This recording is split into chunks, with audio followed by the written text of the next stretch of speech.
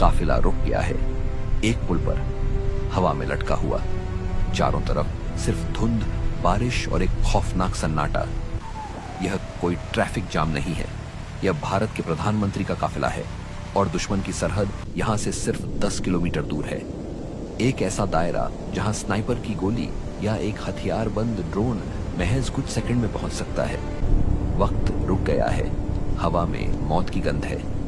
यह कोई राजनीतिक घटना नहीं है, यह एक मिलिट्री ग्रेड क्राइसिस है, एक चक्रव्यूह। और इस चक्रव्यूह के बीचों बीच फंसा है दुनिया के सबसे बड़े लोकतंत्र का सबसे अहम इंसान। जिस गाड़ी में प्रधानमंत्री बैठे हैं वह महज एक गाड़ी नहीं है, यह एक चलता फिरता बंकर है। लेवल 9 बैलिस्टिक प्रोटेक्शन, लेकिन सामरिक विज्ञान का एक कड़वा सच है। दुनिया का कोई भी बख्तरबंद वाहन अगर एक जगह पर रुक जाए तो वह महज एक ताबूत बनकर रह जाता है। और इस वक्त वह फौलादी बंकर एक फ्लाईओवर पर पूरी तरह से स्थिर है। 5 जनवरी 2022 की वो सुबह। मौसम ने धोखा दे दिया था। आसमान से बरसती आफत के कारण हेलीकॉप्टर टेक ऑफ नहीं कर सके। प्लान बी एक्टिवेट हुआ। सड़क का रास्ता, एसपीजी की ब्लू बुक के नियम बिल्कुल साफ हैं। स्टेट पुलिस को एक आपातकालीन रास्ता पहले से सैनिटाइज करके रखना होता है। कागजों पर सब कुछ परफेक्ट था, लेकिन सच्चाई कुछ और ही थी। इंटेलिजेंस ब्यूरो की फाइलें और अलर्ट्स मानो किसी डस्टबिन में फेंक दिए गए थे। खुफिया तंत्र को भली भांति पता था कि इलाके में भारी विरोध प्रदर्शन हो रहे हैं। यह कोई अचानक उठी हुई भीड़ नहीं थी, यह एक सोची समझी नाकेबंदी थी।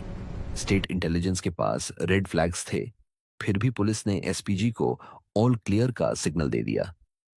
यह महज एक चूक नहीं थी, यह सिस्टम का लकवा मार जाना था। एक ऐसा धोखा जिसकी कीमत देश को बहुत भारी पड़ सकती थी। सैकड़ों किलोमीटर दूर नई दिल्ली में एसपीजी के हेडक्वार्टर में पैनिक बटन दब चुका था। कंट्रोल रूम की बड़ी बड़ी स्क्रीन्स पर ब्लिंक कर रहे जीपीएस ट्रैकर्स एक ही जगह पर फ्रीज हो गए थे। काफिला रुक क्यों गया है, यह वो सवाल था जिसका जवाब किसी के पास नहीं था। दिल्ली के साउथ ब्लॉक में एक और खौफनाक अलार्म बज चुका था। राष्ट्रीय सुरक्षा सलाहकार अजित डोभाल खुद स्थिति की मॉनिटरिंग के लिए वॉर रूम में उतर चुके थे। जब स्टेट मशीनरी फेल हो रही थी तब भारत के सबसे बड़े स्पाई मास्टर ने कमान संभाली। तुरंत मिलिट्री सैटेलाइट्स को पंजाब के उस फ्लाईओवर की तरफ मोड़ा गया। डोभाल का सबसे बड़ा डर वो सामने खड़ी भीड़ नहीं थी, बल्कि वो स्लीपर सेल और साइलेंट ऑपरेशंस थे जो उस भीड़ की आड़ में सरहद पार से लॉन्च किए जा सकते थे। रॉ और आईबी के टॉप डायरेक्टर्स हॉटलाइन पर थे और हर गुजरता पल भारत के लिए एक नेशनल सिक्योरिटी नाइटमेयर बनता जा रहा था। और जैसे जैसे काफिला पियारियाना गांव के पास उस फ्लाईओवर पर पहुंचा, एक और खौफनाक सच सामने आया। प्रोटोकॉल के मुताबिक राज्य के पुलिस महानिदेशक और मुख्य सचिव को काफिले में होना चाहिए था, लेकिन उस दिन उनकी गाड़ियां गायब थीं। स्थानीय पुलिस के जवान, जिन्हें सुरक्षा घेरा बनाना था, वो या तो मूक दर्शक बने खड़े थे या वहां से नदारद थे। प्रधानमंत्री की हिफाजत करने वाली एसपीजी एक अनजान राज्य में अपनों के ही बीच बिल्कुल अकेली पड़ गई थी। सामरिक भाषा में किसी भी वीआईपी काफिले का एक पुल पर रुकना मौत को दावत देना है। इसे फेटल फनल या किल जॉन कहते हैं। आप आगे नहीं जा सकते, आप पीछे नहीं हट सकते, आप खुले आसमान के नीचे एक स्थिर निशाना बन जाते हैं। कोई एस्केप रूट नहीं, कोई कवर नहीं। जब मौत सामने खड़ी हो तो ट्रेनिंग ही इंसानी फितरत पर हावी होती है।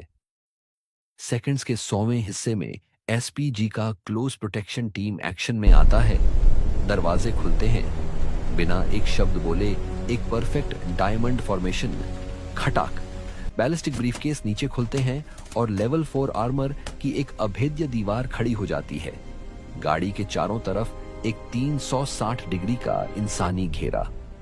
ये वो फौलादी दीवार है जिसे पार करने के लिए किसी भी गोली, किसी भी छर्रे को पहले इन कमांडोज के सीनों को चीरना होगा। बाहर कमांडोज हथियारों के साथ बारिश में भीग रहे थे, लेकिन उस बख्तरबंद लैंड क्रूजर के अंदर एक खौफनाक सन्नाटा था। दुनिया के सबसे बड़े लोकतंत्र का नेता उस थिक बुलेट प्रूफ शीशे के पीछे से इस पूरे खतरनाक मंजर को देख रहा था। एक राजनेता के लिए जनता के बीच जाना आम बात है, लेकिन एक किल जोन में बिना किसी कवर के फंसे होना किसी भी इंसान के लिए एक मनोवैज्ञानिक परीक्षा है। गाड़ी के अंदर मौजूद एनक्रिप्टेड संचार प्रणालियों पर लाल बत्तियां ब्लिंक कर रही थीं, जो बता रही थीं कि बाहर का थ्रेट लेवल कितनी तेजी से बढ़ रहा है। लेकिन उस फौलादी केबिन के अंदर कोई पैनिक नहीं था, सिर्फ एक शांत, गंभीर और जानलेवा इंतजार था। लेकिन खतरा सिर्फ सामने सड़क पर नहीं था, खतरा आसमान में भी था।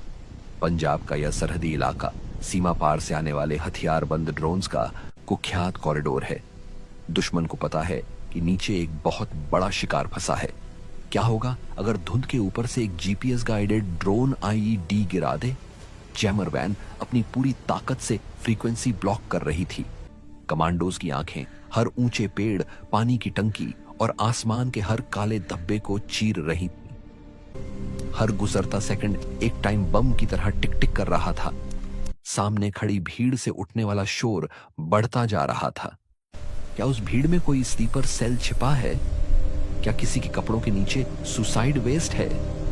पसीना ठंडे मौसम में भी कमांडोज के माथे से बह रहा था। एनक्रिप्टेड नेटवर्क पर सिर्फ सन्नाटा था, कोई क्विक रिएक्शन फोर्स नहीं। क्लोज प्रोटेक्शन ऑपरेशंस में समय ही सबसे बड़ा दुश्मन होता है। इसे सिक्योरिटी मैथमेटिक्स कहा जाता है। एक जगह पर 5 मिनट रुकने का मतलब है खतरे का 2 गुना होना, और 20 मिनट रुकने का मतलब है दुश्मन को एक परफेक्ट हिट का न्योता देना। जैसे जैसे घड़ी की सुइयां आगे बढ़ रही थी, एसपीजी का threat assessment meter red line को पार कर चुका था। हर वो प्रोटोकॉल जो वीआईपी को उस जगह रोके रखने की वकालत कर रहा था, अब अमान्य हो चुका था। दिल्ली से लेकर ग्राउंड कमांडर्स तक यह स्पष्ट हो गया था कि अब अगर एक पल भी और इंतजार किया गया तो हालात पूरी तरह से बेकाबू हो जाएंगे। वीआईपी सुरक्षा में एक और नियम होता है जिसे गोल्डन आवर कहा जाता है। अगर कोई हमला होता है तो वीआईपी को कुछ मिनटों के भीतर एक लेवल 1 ट्रॉमा सेंटर तक पहुंचाना होता है। लेकिन इस सुनसान और धुंध से भरे फ्लाईओवर पर मेडिकल इवैक्यूएशन की कोई गुंजाइश नहीं थी। खराब मौसम के कारण एयर एम्बुलेंस उड़ान नहीं भर सकती थी और सड़क का रास्ता पूरी तरह से ब्लॉक था। एसपीजी के पैरामेडिक्स अपनी किट्स के साथ तैयार थे, लेकिन वो भी जानते थे कि अगर यहाँ गोलियां चली तो खून का एक एक कतरा समय के खिलाफ एक हारी हुई जंग लड़ेगा। यह महज एक घेराबंदी नहीं थी, ये एक परफेक्ट डेथ ट्रैप था। 15 मिनट, 18 मिनट, 20 मिनट।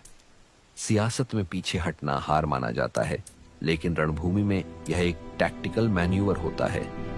ग्राउंड पर मौजूद एसपीजी के कमांडिंग ऑफिसर के कंधों पर उस वक्त पूरे देश का बोझ था।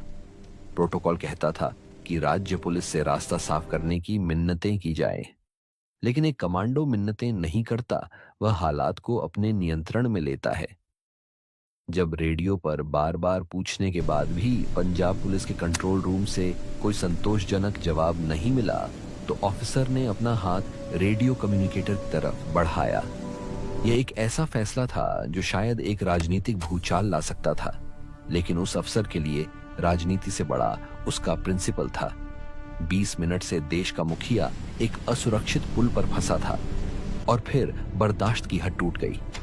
जब सामने से कोई रास्ता नहीं खुला तो एसपीजी ने वो फैसला लिया जो ऐसे हालात में आखिरी हथियार होता है, टैक्टिकल रिट्रीट। इंजनों ने दहाड़ मारी। उसी संकरे पुल पर भारी भरकम आर्मर्ड लैंड क्रूजर्स ने एक असंभव यू टर्न लिया।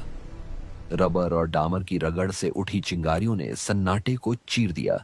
यह पीछे हटना नहीं था, यह अपने वीआईपी को मौत के मुंह से खींच लाना था। काफिला भटिंडा बेस की तरफ लौट पड़ा।